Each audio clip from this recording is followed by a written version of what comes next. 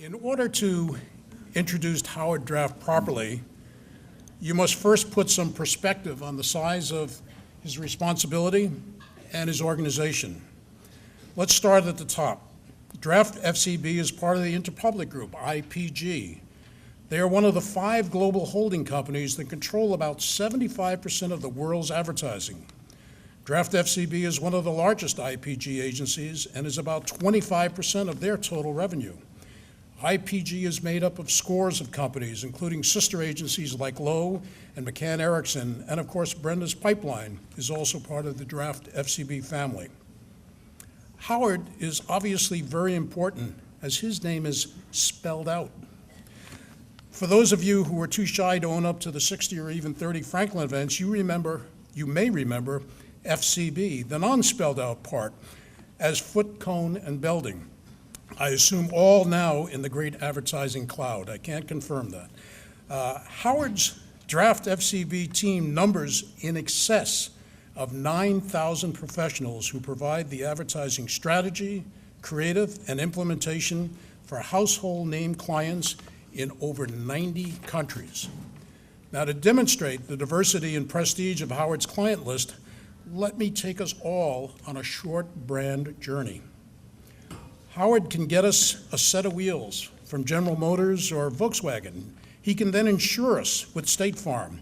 If we need to go further, he can put us in a Boeing jet. If we get hungry, we can stop for a bite in a Yum Brands, Taco Bell, or KFC. Or if we want to eat at home, we can choose from brands like Del Monte, Kraft, and Nestle. And if we want something to drink, Howard can offer us a Coke. Need something a little stronger? We can go to the Brown-Forman brands for some of the most famous whiskeys, bourbons, vodkas, or tequilas, or perhaps we may prefer a liqueur, or champagne, or wine. And if we need to keep everything chilled, Howard will get us a Haier refrigerator. By the way, I'm told that Haier, a Chinese company, is now the largest manufacturer of appliances in the world. Need a little help the next morning to feel and look a little better than you actually do? I'm thinking maybe tomorrow morning. Howard can help us with that also with products from Johnson & Johnson and Beiersdorf like Nivea. Need more serious meds? Howard, in cooperation with our doctors, of course, can get us help from Merck, Pfizer, and Novartis. Need some help around the house? How about Dow or Eli Lilly? Need to keep in touch? Motorola. Need to look sharp? How about a pair of Dockers from Levi Strauss? And if you need to do some business, perhaps Hewlett-Packard can help. And finally, if for some strange reason you still don't have everything you need, Howard will take you by the hand to Kmart.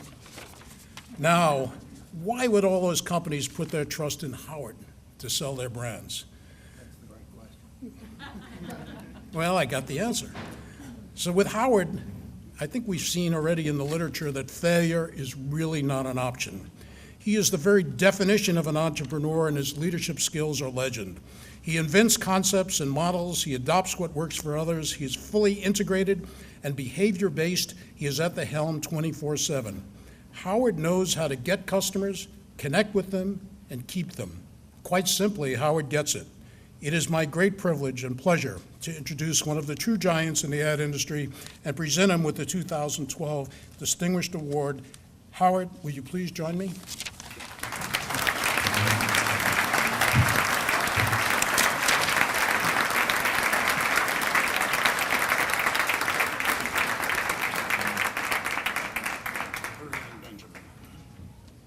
Benjamins. I like Benjamins. Thank you. Good evening, everyone, and thank you, Martin, for the kind introduction. And thank you, everyone in the Printing Industries Alliance and Franklin Awards who have made the evening one that I will always remember. You know, that's true, but foot, cone, and belding, those were true geniuses. But thank you tonight for including me among such famous people as Harry Truman, Michael Bloomberg, Walter Cronkite, Malcolm Forbes, Henry Kissinger, Margaret Mead, and Norman Rockwell, to name just a few of the honorees who've won this award. It's a bit daunting and humbling. And are you sure you got the right person? Because I don't get it. The fact that the award was named for one of the greatest Americans who ever lived makes it even more special. To be honest, I wasn't aware Benjamin Franklin started out as a printer. though I understand why he introduced the Poor Richard's Almanac. What a brilliant business strategy from a brilliant man. I was always focused on Benjamin Franklin's role as a scientist flying a kite in a thunderstorm. I knew he had invented bifocals, and for that I will always be grateful. I also knew him to be a popular statesman both in England and France, and of course as one of the authors of the Declaration of Independence. But one of my favorite Franklin quotes is, "Energy and persistence conquer all things." He obviously had a lot of both. Another favorite quote of mine is, "Never leave till tomorrow, which one can do today." He obviously had a lot of wisdom and wit. Consider this gem. Guests, like fish, begin to smell after 3 days. So I'm going to give you a Howard, and so do long acceptance speeches. Benjamin Franklin was a man who got things done. His example is still an inspiration to the rest of us 222 years later. When I learned I was winning this award, it gave me an opportunity to reflect both on Benjamin Franklin and on my own career. Like Benjamin, who kept making a positive difference in the world around him well into his 80s, I plan on also trying to stay around a little longer. As he once said, "If you would not be forgotten as soon as you are dead, either write something worth reading or do something worth writing." He did both. Well, I'm not much of a writer. I've been trying to do something worth writing about for nearly 35 years. But when I look back on my career, I guess I could say I've accomplished a lot, but I'm not sure actually how it happened. Frankly, I've often said it's better to be lucky than smart, and you're looking at one lucky guy. In fact, there are a couple instances early in my career where I could have lost my job, and I felt like I would share a little of those with you, because most people get up here and say what they've accomplished.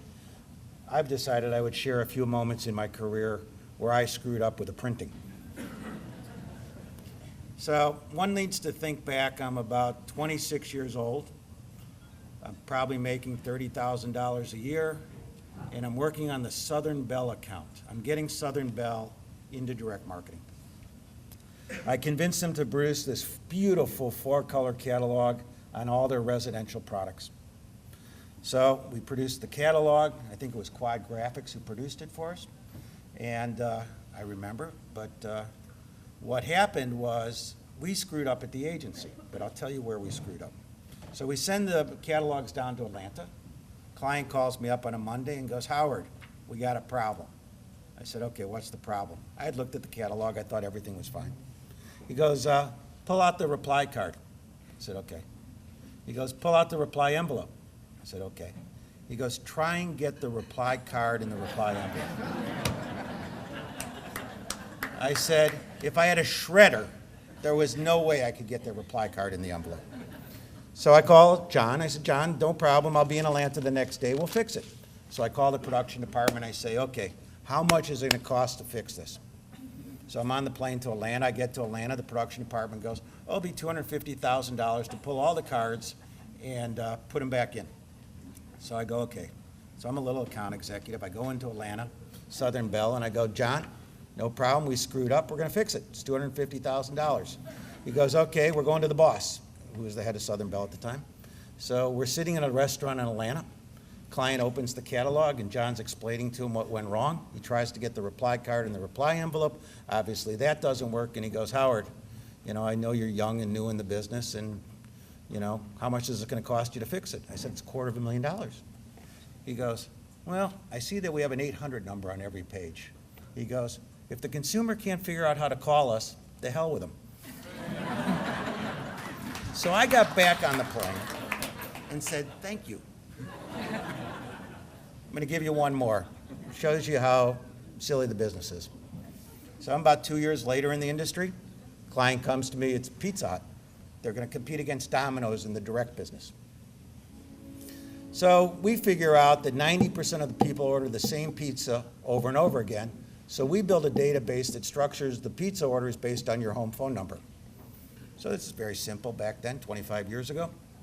So we launch in Norfolk, Virginia. And I figure, great. First night, 200 pizza orders. It was a Friday night. We all go away for the weekend. Monday, I get a call from the Yum people at Pizza Hut. Thank God they're still a client. And he goes, "We got a problem here." I said, "What's the problem?" He goes, "You know anything about Navy bases?" I said, "Nope." He goes, "Do you realize that every sailor on the base goes to the same payphone to order their pizzas?"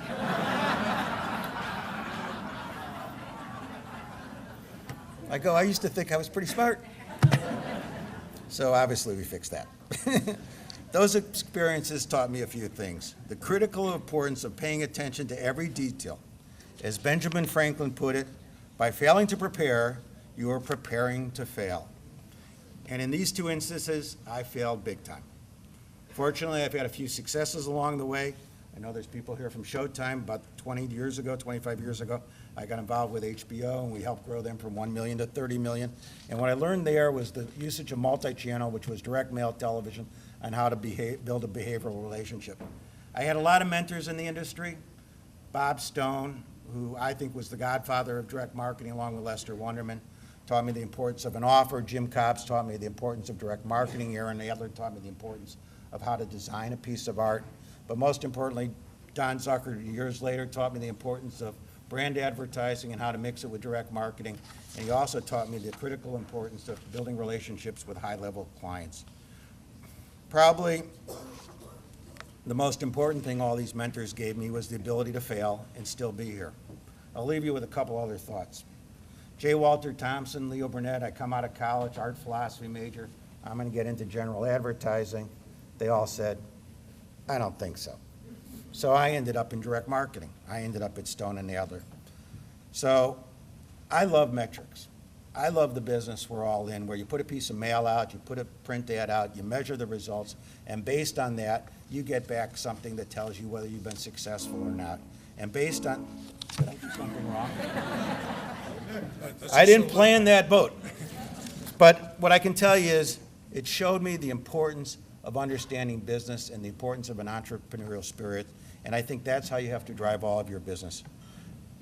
Direct marketing has been challenging for all of us. I love it, and I know all of you love the aspect of it. I think the industry, the multi-billion-dollar graphic industry, is going to always continue to grow. They talk about new media coming into the business, but direct marketing has continued to grow 4.6% last year. It's going to grow another 4% direct mail industry next year.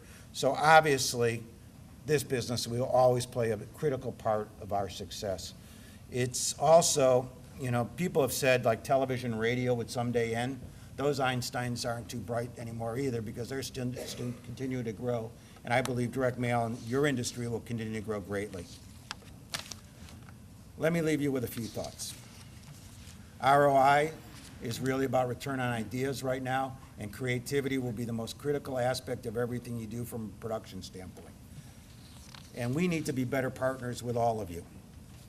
The most important thing is that we will all require the willingness to embrace and lead and change. Because I'm going to quote Benjamin Franklin again, "When you're finished changing, you're finished." Truer words have never spoken. Before I give up the podium tonight, I'd like to congratulate Thomas, Kit, and Paul for winning the Power of Communications Award. I'd also like to congratulate Dwight for winning the John Peter Zenger Medal Award. As our friend Benjamin once said, all mankind is divided into three classes: those that are immovable, those that are movable, and those that move. All four of you definitely are movers. You set a great example for the rest of us, so I'd like to raise a glass of wine to all of you for the hard work and everything you've done. Benjamin Franklin had one other great quote: "Wine is constant proof that God loves us and loves to see us happy." So thank you for the attention in the evening tonight and awarding me this special honor.